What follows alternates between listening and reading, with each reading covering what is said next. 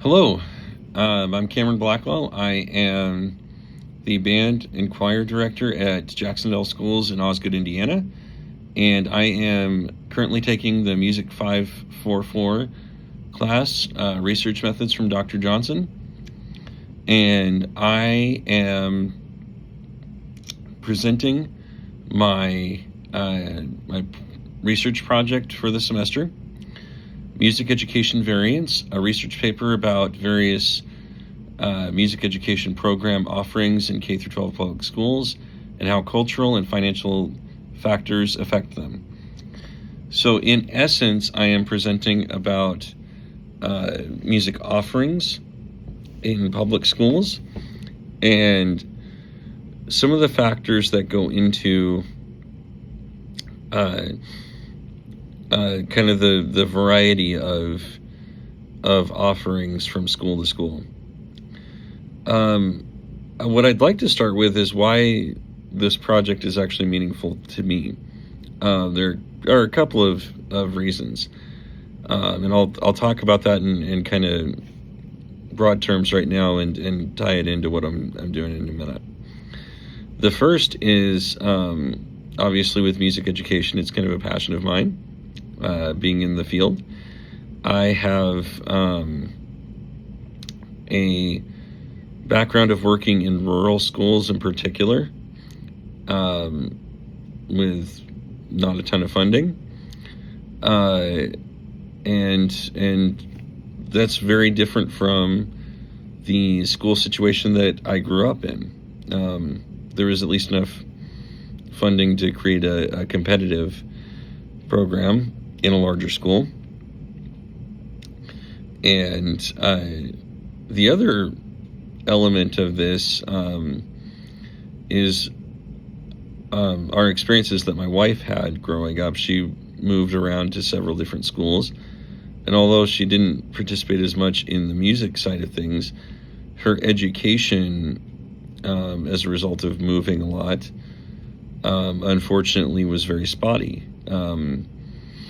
Just overall, and a lot of that had to do with the variety of schools that she went to. So I wanted to dive into this topic, talk about it, and talk about what I believe are some solutions. And the first thing I wanted to talk about was my thesis of this overall, which is right here in just a second. So I'll present my thesis and explain why I feel the way I feel about it, and some of the research that I've put into this project. Music programs are an important part of a well-rounded school. This is true all over the United States. However, not all programs offered under the music education umbrella are the same. In fact, there can be a wide degree of variance from school to school or district to district. Program offerings and opportunities vary widely due to factors stemming from local culture, program culture, and funding issues. This paper will explore how each of these factors play a role in courses and other program offerings in music education throughout the country. In my personal belief, I believe that just as all are entitled to a free and appropriate education under the law, I believe that that includes a quality music education. I believe that's a very important part of a well-rounded education, and I believe that there are a few things that can be done in the way of funding and education in the community generally to help value that. A couple of my sources involve some research into specific state studies, specific studies done with specific states.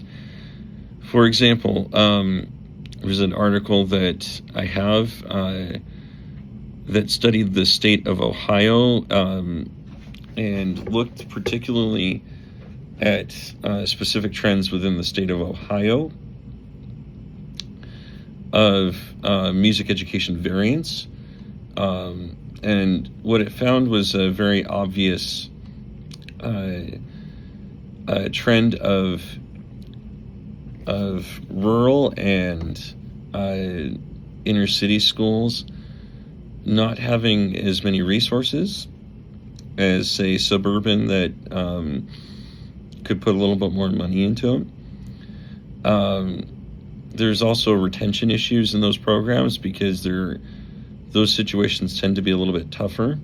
There tends to be a higher rate of burnout in rural and inner city specific areas. And because there's a higher rate of teacher burnout, there is a higher rate of student burnout in those programs. Some of the other studies that I sources that I located had to do with elementary program offerings and the variance in those. Another source that I have is an article from the University of Nebraska, somebody there, and essentially this specific article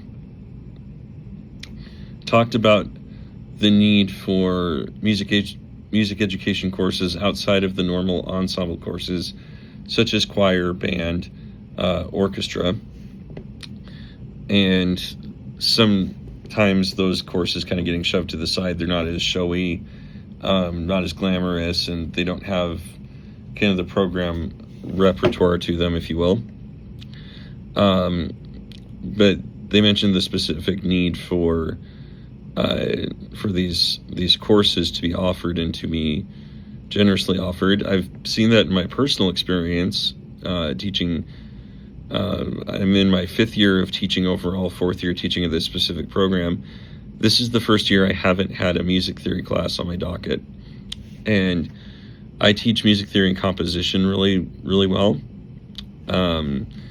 In particular, I tend to teach it in a kind of a songwriting and composition element, and this is the first year I haven't had it, and I really miss it, so I implement elements of that in my other classes. As far as other factors involved, local culture can impact things as well. I'll use my program as a specific example. If you've ever seen the movie Hoosiers, that school that's mentioned in there, or the school that the basketball team's about, is just down the road from my school. It's in the same county. It's a rival school. Basketball is very big here, so pep band, therefore, is very big. And that's kind of the primary channel that that the music education happens in my program. We've got the pep band's kind of a big deal. So I spend a lot of time on marching band arrangements of popular tunes just because that's kind of the demand. And that's what the kids are interested in. And it's a little harder to do concert ensemble type stuff. I try and do that as much as I can.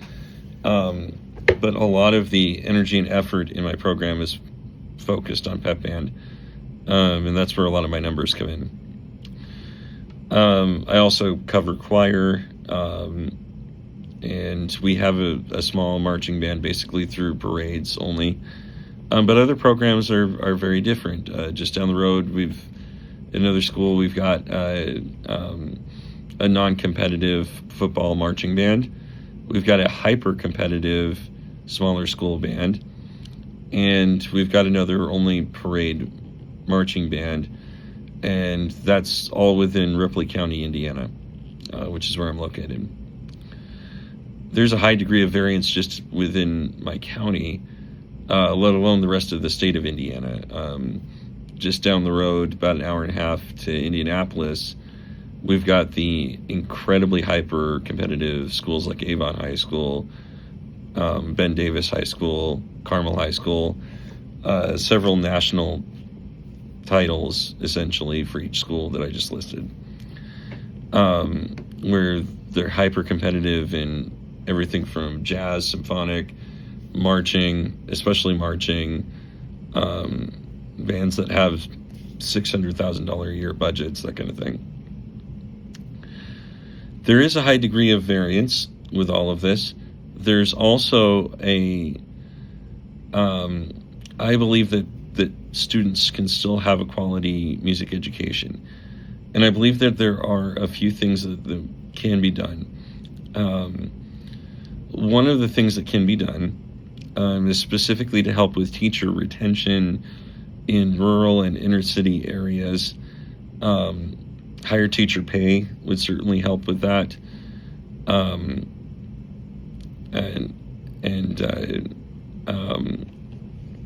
Pardon me, as well as finding other means of funding. For example, grants and foundations can certainly help with that. My own program, I have a recently bought drumline from a grant. It's been in the last 3 or 4 years. Also, on the teacher side of it, one of my goals is to stick around in my job for 20 years, more or less, maybe more. So I'm working to that to be able to build the program and kind of the mold that I would like to build, and encouraging teachers to do that in what can be considered suboptimal situations is vital for a lot of these schools. Often what's said, and I'll close with this, often what's said in my school is that the kids at this specific school are relationship kids, meaning that they develop a rapport with the teachers. And once they feel comfortable with the teachers, once they feel like the teachers will stick around, they develop a good rapport and are able to receive a quality education through that. But until they build that rapport, it's very difficult to do that. So the need to focus on teacher retention, especially in situations where teachers tend to fluctuate a lot, I believe is of massive importance. I believe that all of these kids, regardless of where they grow up, have potential within them to receive a quality music education in many different forms. I thank you for your time and for listening to this project. And good evening.